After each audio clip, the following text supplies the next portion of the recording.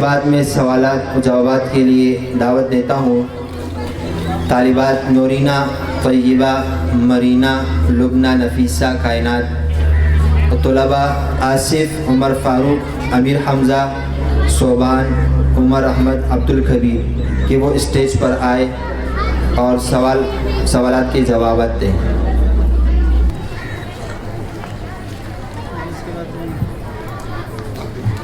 अस्सलामु अलैकुम वरहमतुल्लाहि वबरकातुहू।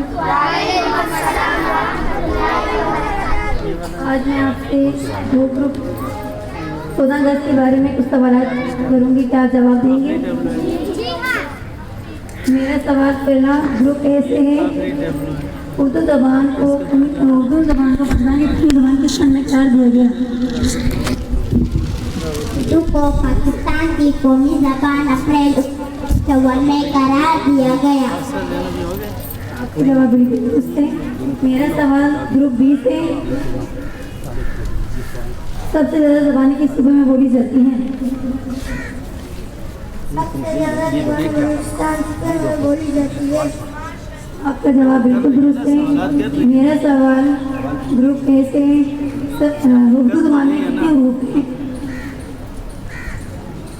उर्दू ज़बान में 37 हरूफ हैं। आपका जवाब बिल्कुल दुरुस्त है। मेरा सवाल ग्रुप बी से।